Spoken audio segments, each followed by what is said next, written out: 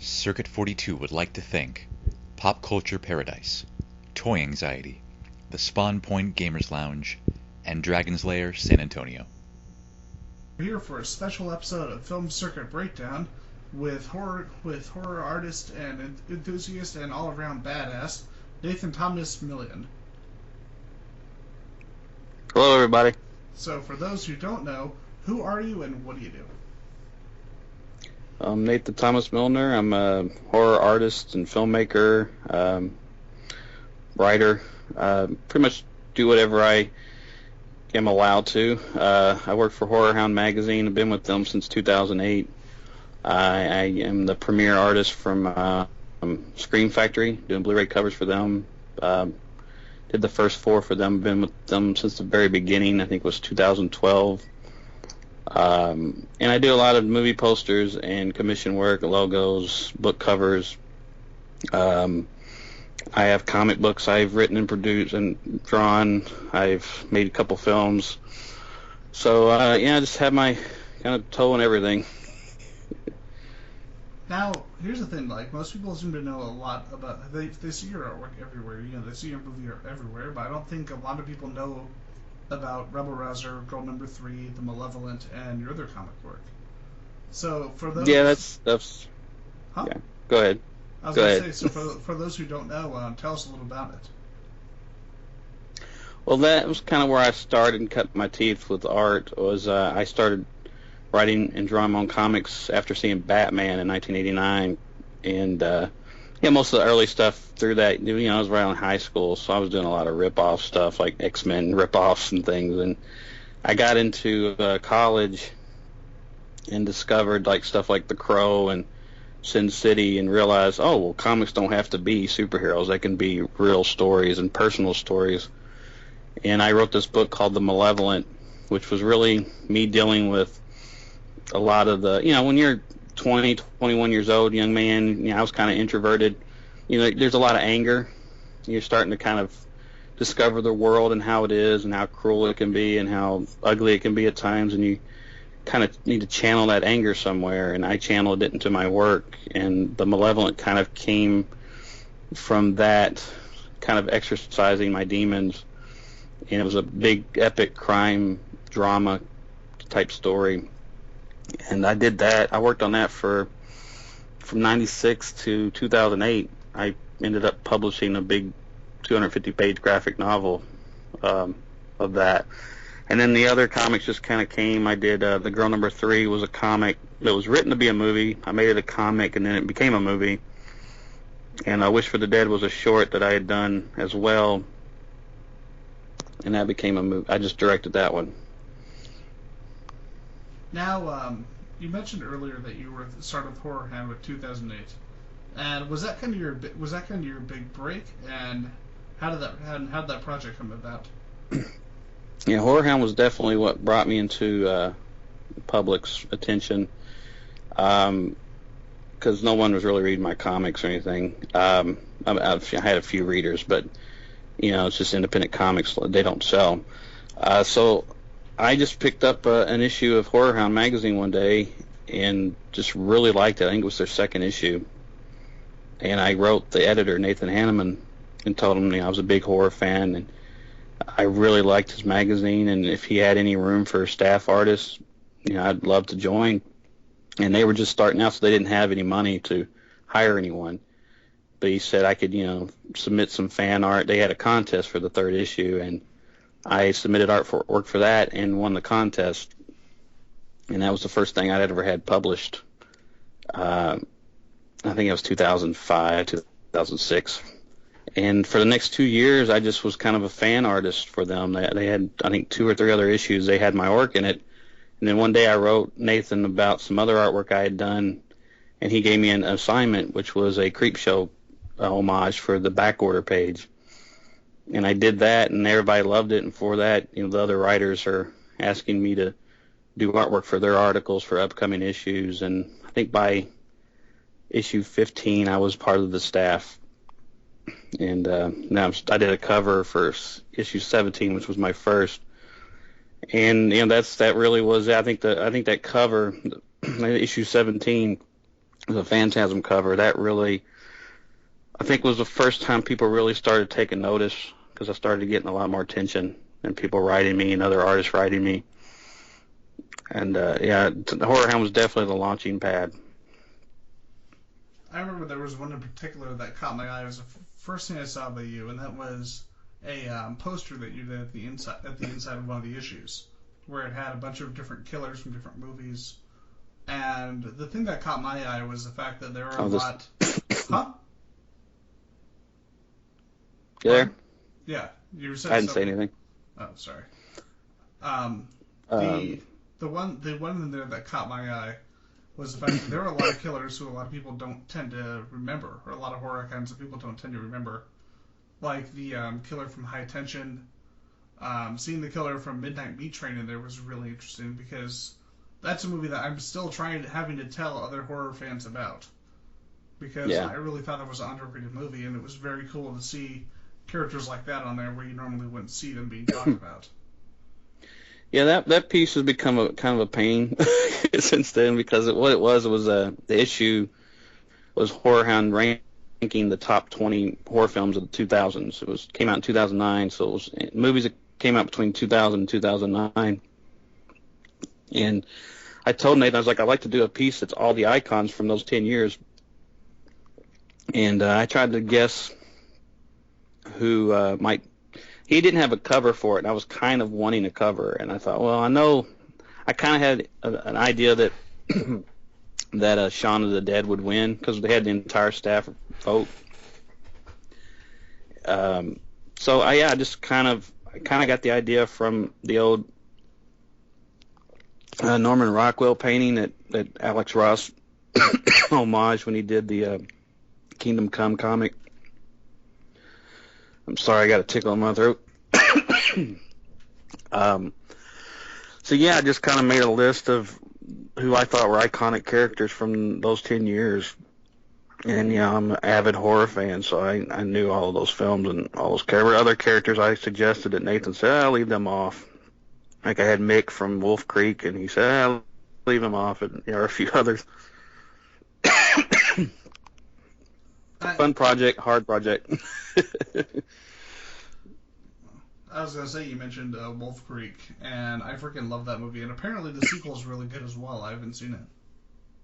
Yeah, I like it. It's a very different take. The original was very serious and straightforward horror, and the second one's very over the top and fun.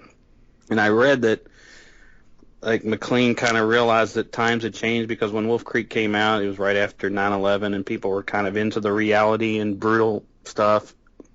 And now he kind of felt like audiences were ready for something a little more lighter and fun. I gotta say, honestly, I'm kind of disappointed that we've come out of that particular stage, because that's why I really love movies like 28 Days Later, because they had that very serious take on horror that you don't see nearly enough. I mean, camp and fun is awesome, but I want something to be genuinely scary. Yeah, 28 Days Later is one of my favorite films ever. I still think it's one of the. I mean, I know people complain it's not a zombie movie, but I think it's probably the best acted zombie film I've seen, and I just really loved it. I loved that it brought that a reality to that subgenre, and it's probably High Tension and 28 Days Later and Wreck are my three top of the 2000s. So have you seen the movie Pontypool? Pontypool, yeah, I saw it once. I don't know it well enough to really. I watched it, and I had a group of people with me, so I really couldn't watch it. They weren't into it, and I kind of missed it. Definitely give it a watch on your own. It's really great. Basically, it's a psychological zombie movie. That's the best way to put it. And it reminded me of 20 Days Later, because it had that same kind of really realistic performances. It took itself very seriously, but there was a sense of fun to it. It just didn't dominate the entire movie. Yeah. Now, speaking of totally happy and fun TV shows, The Walking Dead. Wait. No, you did a really cool cover a while back for The Walking Dead, and I always wanted to ask if you ever got to talk about it with the creators of The Walking Dead and get their opinion on it? The only thing I ever did, I did a poster for Horror Hound of Walking Dead, the comic book. And as far as talking to anybody, I did show it to Tony Moore. He was at a show here in town, and he really liked it. But I didn't talk it to him at length with it. You know? Yeah, I mean, I'm a big fan. I've been reading the comics since, I think, 2004. And I kind of knew that the show was going to be massive. I mean, a lot of people didn't believe it, and I was like, this is going to be massive because this is great material. I think people are really going to respond to it. It's got great characters. I just Kirkman's books just were so unpredictable, and they did not hold back anything. You never knew what he was going to do.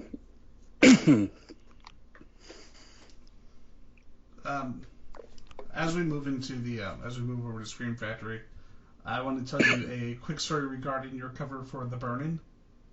Yeah. There's a YouTuber online I'm a big fan of named Sarah Nizarak, and he's a huge movie collector, and he's got a bunch of the Scream Factory movies. And his little daughter, she's probably like 8 or 9, she's seen the covers and they don't really bother her. She saw The Burning, and her response was fantastic. Daddy, that's disgusting.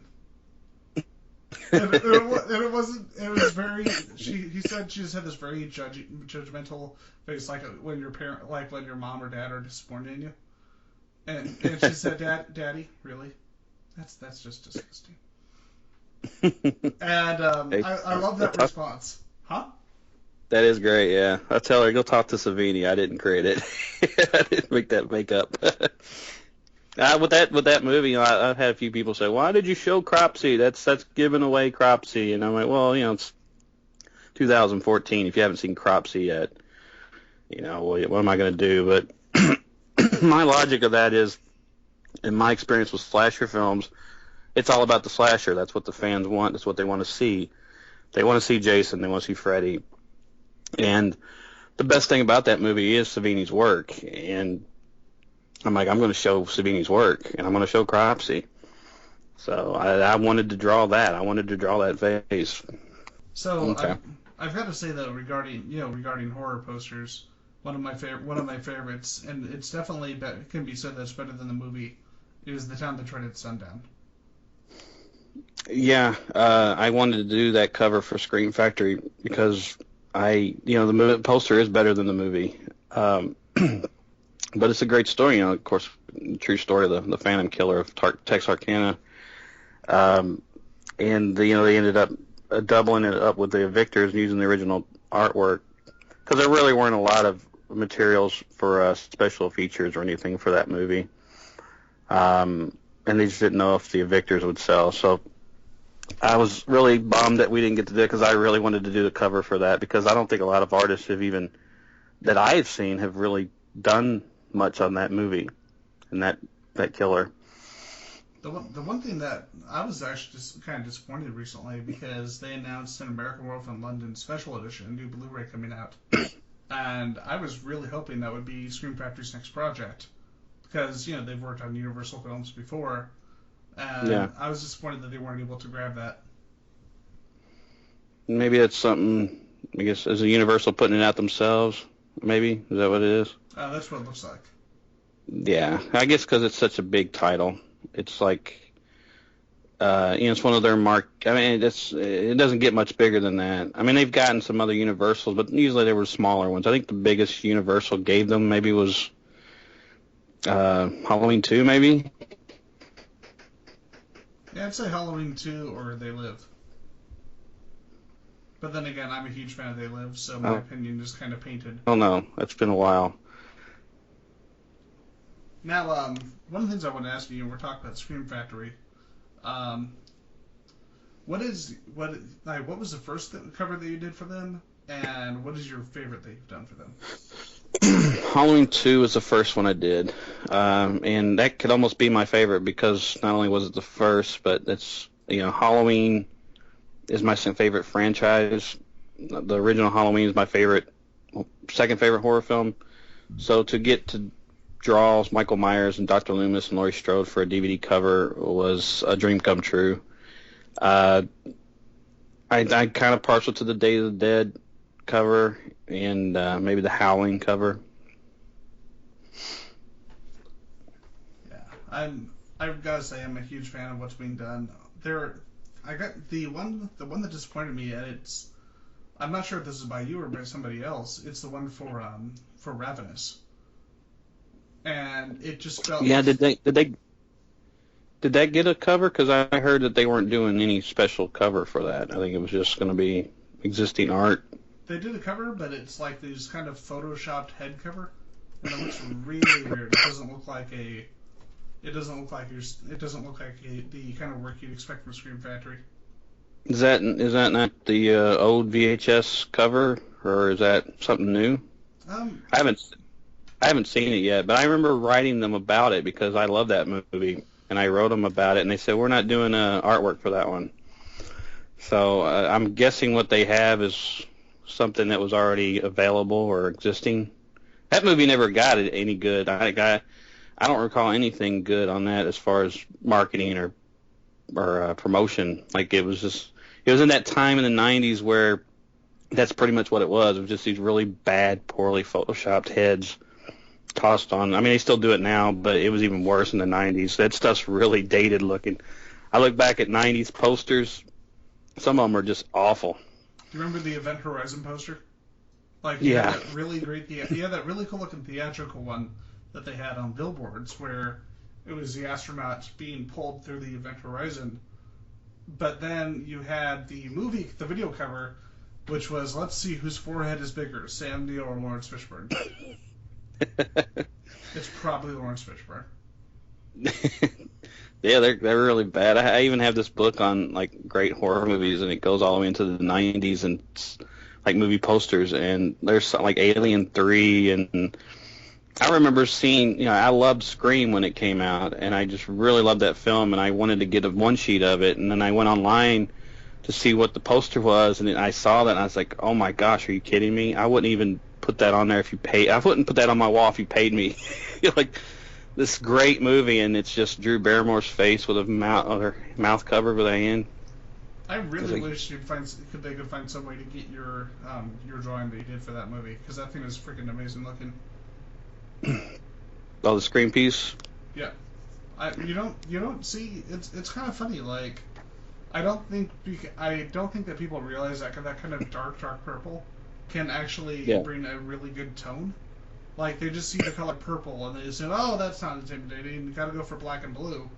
But purple as a color can actually be used really, really well if an artist knows how to use it. Yeah, that was the coolest thing about that artwork I did on Scream was that I had people, because, Scream's kind of one of those movies where you either like it or you hate it, because there's a lot of horror fans that just thought it was too, soft or commercialized. And I had people who hate Scream tell me they loved the artwork. So, like, I hate the movie, I love your artwork. So, that's a win. I would really like to see... we were talking about Wolf Creek earlier. That's something I would love to see you do. I would jump on that one in a heartbeat. Yeah, I'm a huge fan. I think Greg is an underrated filmmaker. I love that, and I loved Rogue, which a lot of people never talk about, the big crocodile movie. And I'm not the kind of guy who would want to watch a big crocodile movie, but I think it's the best of its type since Jaws. I really think it's that good.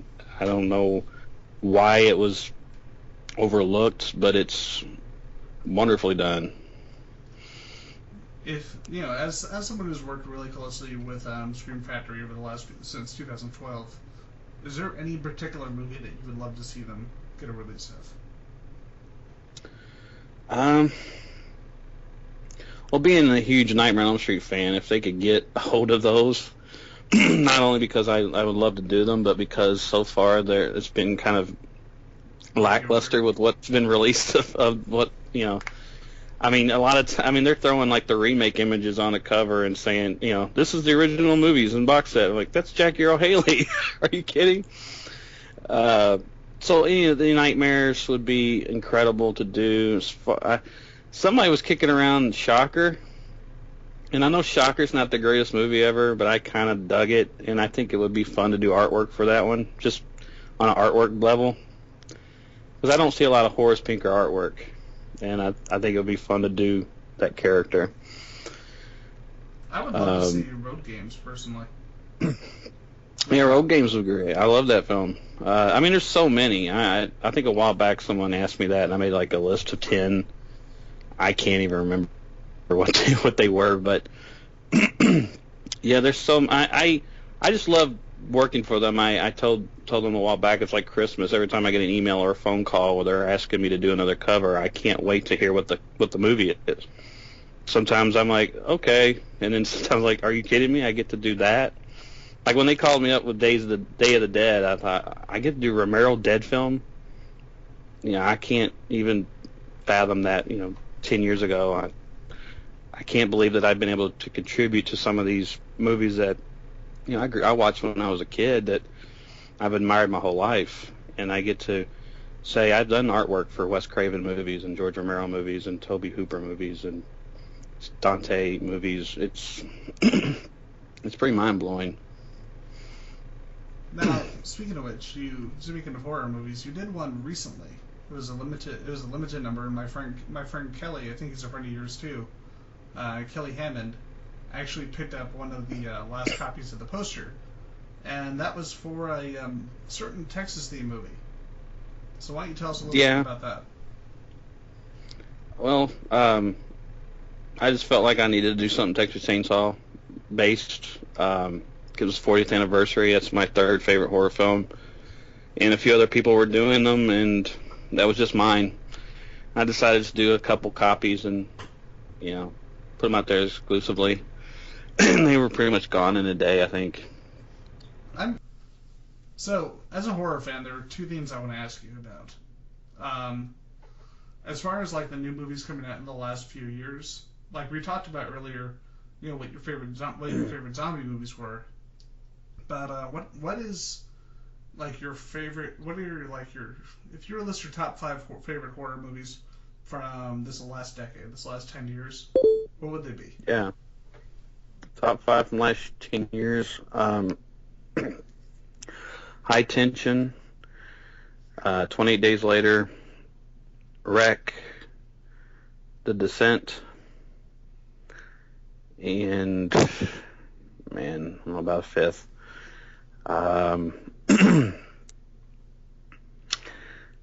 It's kind of hard. I can't come up with top 5 right now either. Those 4 right there are solid. I think they definitely are in there. The 5th one I'd have to think about. So maybe just those 4 are definitely in the top 5. Maybe it's a remake, but I really love Aja's. I'm a big fan of Alexander Aja, and his remake of Hills Have Eyes is just amazing. I think it's my favorite remake ever. So maybe that's 5th. Yeah, all good choices, honestly. I wish I could think of 5 on the top of my head, but I can think of one from the last few years that I really think is deserving of more recognition, and that's the Loved Ones. Yeah, I like The Loved Ones, but I think it's a really good movie. My problem was when I saw it, I don't know. I think I was just tired of the torture stuff.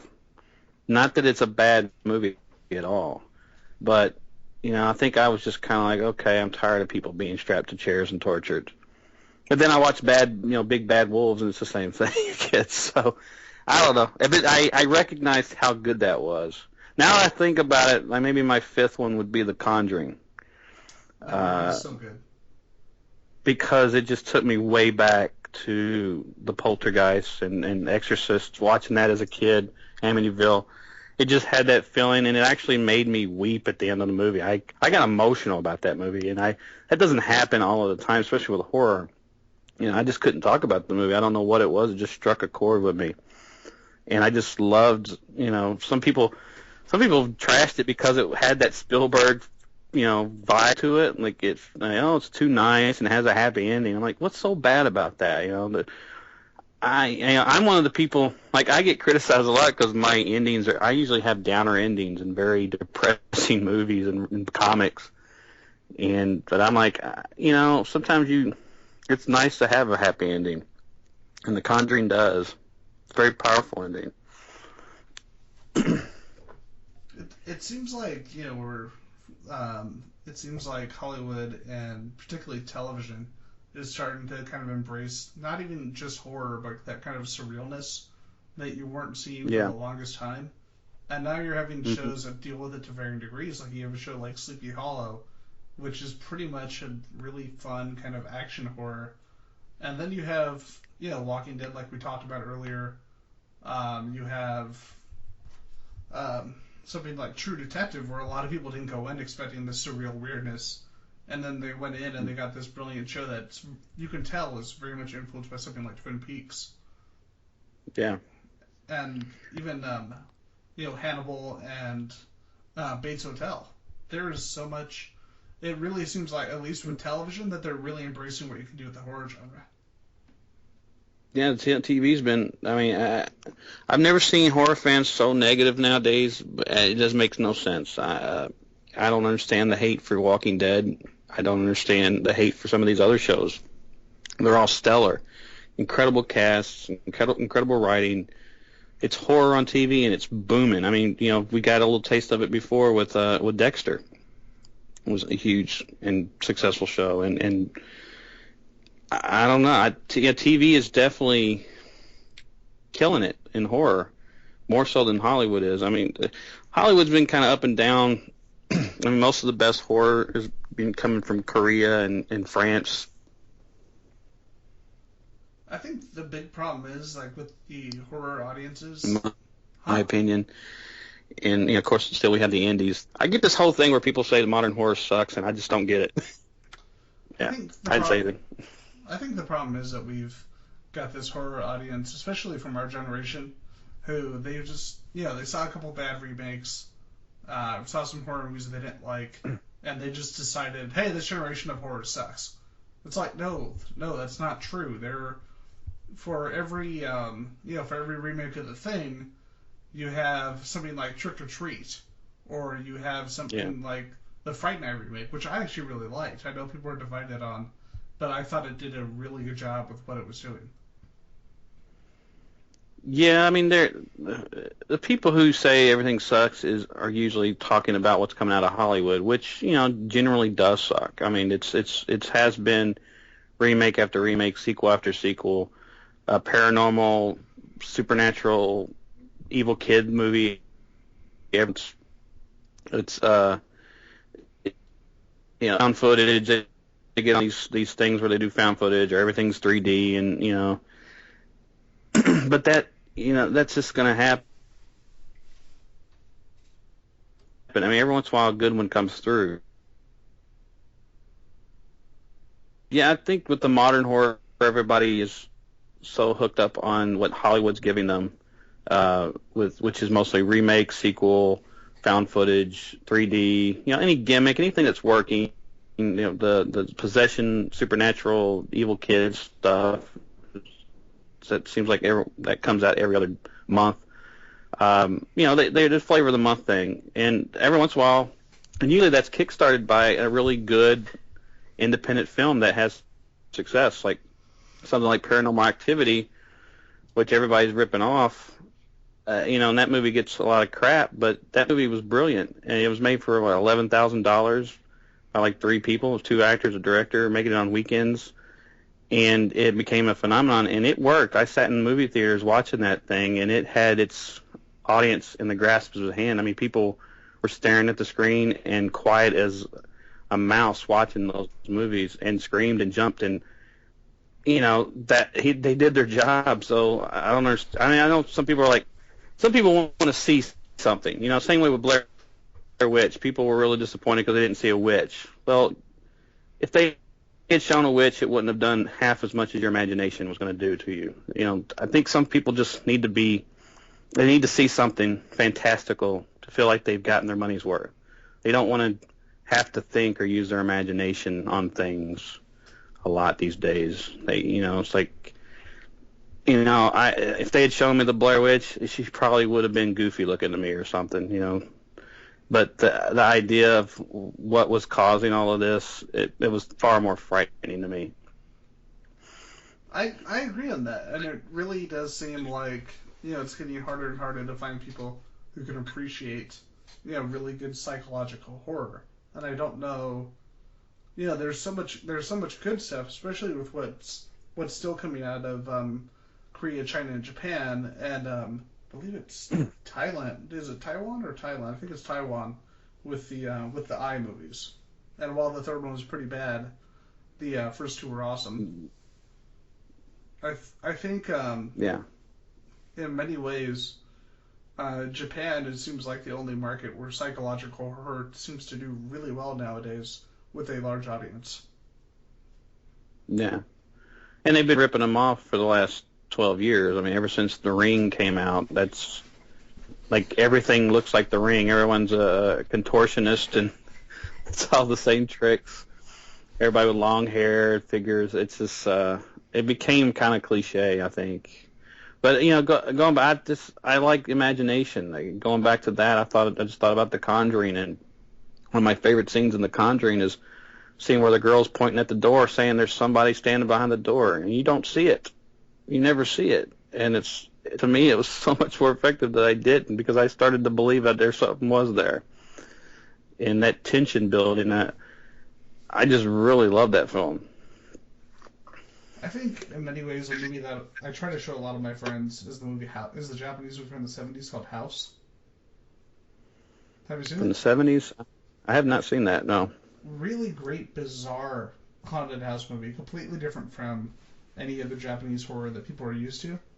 And it's what happens when you take a commercial director, like Japanese commercial director, and he had his daughter tell him her scary story, and he turned that into a movie. And it's one of the craziest things you'll ever see. It's pretty awesome. Criterion actually did the release for it. And I have to look for that.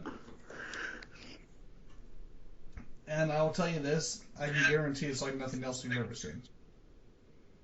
Oh, I don't doubt it. The Japanese are just totally different. I mean, the guy, like, I never got into the whole The Ring. I like Ju-on a lot, but like the only Japanese director that really caught my imagination was Miike. And again, like you watch Takashi Miike film, you're seeing something just totally. I have never seen anything like Ichi the Killer or Audition or Visitor Q. So that guy really definitely spoke to me when I saw his stuff. I think in many ways, for me personally, I think Visitor Q is the one movie where he does genuinely go too far in terms of what you can of what you should put in a horror movie in terms of good taste. I know that sounds kind of funny listening to you and me talk, but I think that was the one movie with him where it's like, I can't watch this. Yeah. He does push it, and I think he's pushing it, but he's still a really good filmmaker. There's a lot of filmmakers out there who push limits and things. I think they're doing it to get attention. They're not exactly doing it for any other reason. Like, this Audition alone shows what kind of filmmaker Miike is, because that movie is so slow and so, I mean, no other filmmaker would make a movie like that, because they would know that the audience would say, oh, this is so boring, and wouldn't give it a chance. The fact that he made it that way tells me a lot about him as a storyteller and how masterful he was at it, because that movie, I just wish I had seen that movie and not known anything about it. That's actually what I did with my family. I know it's going to sound like a weird story that I watched it with my mom, my cousin, my dad. But this is the kind of family where we watch like Zack and Miri together. We're weird. And so I showed it to my mom and my cousin because I had never seen it, but all I knew is that the ending was really fucked up. Yeah. And so we're watching it, and my mom, who usually hates that kind of horror, she loved it because of the way that it was told. And then we're watching it with my dad, because she told my dad, you have to watch this before we return it. And so we're all watching it with my dad, and my dad's sitting on the beanbag up front, and we're all kind of sitting in the back, kind of watching him watch the movie. And it's got him the whole time. And then you get to that scene at the end, and my dad, he's like crossing his legs and like keeping his feet together and all this stuff while he's watching that scene. And he's not even saying anything beyond that's fucked up. But you can see it in his body language. It was just very entertaining, us watching my dad watch the movie. Yeah, because it feels like a romantic drama comedy kind of thing. Not a comedy, but just like this. It's like, she's keeping a body in that bag. Yeah, that body. When that body rolls over, oh my god! I mean, first of all, you're sitting there seeing her staring at a phone. You're like, uh-oh, and that body rolls. You're like, what the fuck is this gonna be? So I just wish I had been able to watch that movie. Like at a film festival where I had no idea what I was in store for, because I knew where it was going, and I wish I hadn't. But I still loved it and still thought it was brilliant. I personally think it's great that Mike is finally getting known in the States for things other than his horror work, because he's done so many kinds of genres. Now it only seems like in the last few years that people are like, in America at least, wait, he does more than horror? It's like, yeah, he did the Yatterman movie where it's like this very accurate anime translation until it gets into like Mickey territory, where these two mechas are having sex in the middle of the city, and you see like Tokyo being destroyed because of the fact that they're fucking in the middle of Tokyo. Yeah, I mean, a guy makes like 100 movies a year or something. It's like it's like. And yeah, I mean when he made is it Assassin 13? Is that it, or 13 Assassins? I get it backwards. 13 Assassins.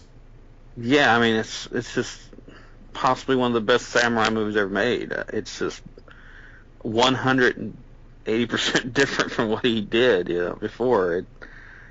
It's so well done. It just shows you that this guy is talented, so talented. I mean, just he can do it all. I think he and Beat Takeshi are definitely the most interesting directors coming out of Japan right now. Yeah, I like the other guy too. The guy that did Midnight Meat Train and Azumi and is it Kitamura? I think it is. I can't remember his name myself. The only issue I have with him, like, his movies are interesting, but he has a tendency to go way style over substance. And his movies look great, but I really like to have that kind of balance, Yeah, I just really liked Azumi, and he did that one. It was kind of like a Dracula type film called Origami. It's like a short film. I need to check it out now. It's really cool. It reminded me of Dracula. I like that one, but it's like only 45 minutes long or something. I gotta say though, outside of like horror, I'm kind of excited about seeing. There's a classic anime called Lupin. I don't know if you've ever heard of it. No. It's really good. It's one of those you can read it now, and like myself, not even be a big anime fan, and enjoy it because it's just really clever, really funny, and it's about this.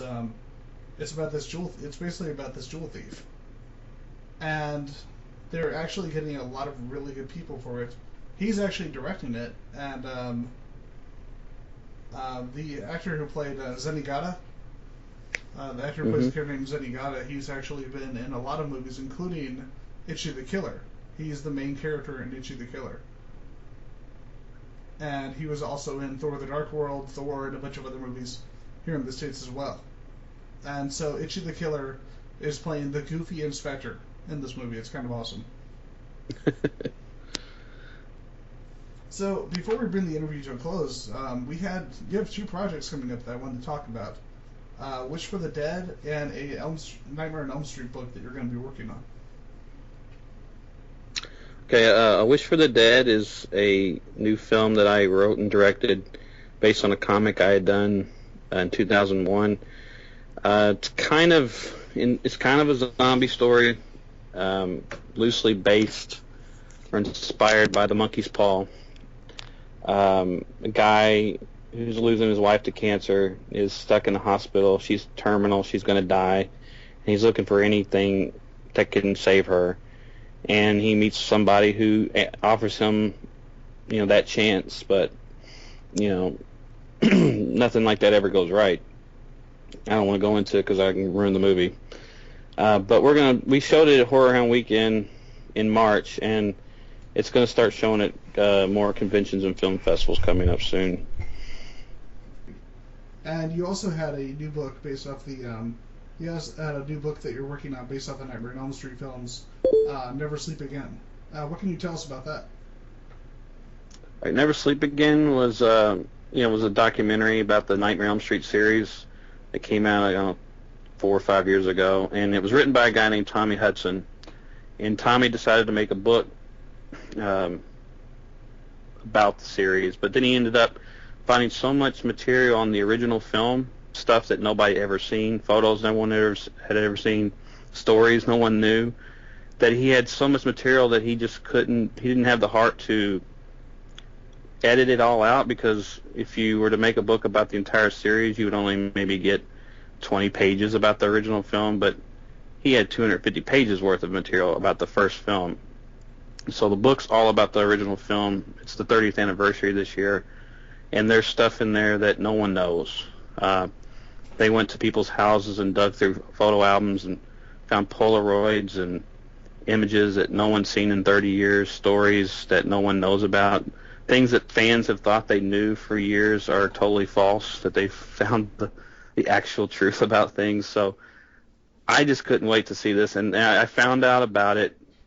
They wanted to use some art for the interior, and I kind of begged them to let me do the cover art for it. And I did the cover art for it, and it's a dream come true because Nightmare on Elm Street's my favorite horror film. And they did a Kickstarter thing to raise the money to produce it, because they did it independently because they wanted it to be the way they wanted it. And it got funded in May, and it's coming out in November. So I'm, it's like a dream come true for somebody who, Nightmare on Elm Street's what got me into horror. I wouldn't be doing what I'm doing if it weren't for those films. And I'm just really proud to be a part of this. I know the one of the interesting things about Nightmare on Elm Street is always the fact that everybody seems to be almost afraid to contact Johnny Depp to get his input on the movies. Like, it's so weird because he wants to be a part of them. Like, I remember Wes Craven said, he asked Wes Craven why he didn't contact him to be a new Nightmare, and he said that he thought he would say no. And he told him, no, I wanted to be in it. You guys started my career. And then they also didn't, I guess I'm not sure if they didn't ask him for the Never Sleep Again documentary, but he wasn't on there either. And I'm wondering, with this book, did they finally like break down and actually try to contact him regarding the project? I believe the back cover did say that there were new interviews with Johnny Depp in it. Don't quote me on that, but I'm pretty sure it said that. So I would imagine, I don't know why Johnny hasn't been involved in it. I would imagine they contacted him, but he's a busy guy, and maybe when they were filming Never Sleep Again, he just couldn't do it, because it seems like Johnny's constantly working. He's always got movies coming out, so it could just be that. A lot of times when people aren't involved in those things, it's not because they don't want to. It's just they just can't. They work a lot of hours, and they work on films, and they got to do promotions, and maybe they're just not in LA, or who knows, or maybe they don't want to do it. Who knows? But I think, and Johnny doesn't seem like the kind of guy who likes to talk about himself or his work. He kind of seems very personal. And from what I understand, he doesn't even watch his films. I think in many ways that's kind of a good thing as a performer. So, maybe he's just not big on that. Yeah. But beyond that, do you have any new projects do you have any other projects that you would talk about before we wrap the show up? Well, most of the stuff I do that I can't talk about. I'm at that level where I'm doing a lot of hush work. There is one thing I'm working on. Again, it's another hush thing, but it's another directing thing. There's a horror anthology being made, and I'm directing a segment for that, which I'm really excited about, because I enjoy directing, and so I'm really pumped up about that. I'm wanting to make a fan film, a Nightmare on Elm Street fan film that I wrote, I'm trying to get that going.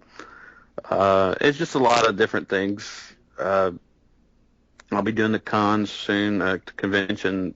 A lot of big conventions this fall. I usually do a lot in September and August and October.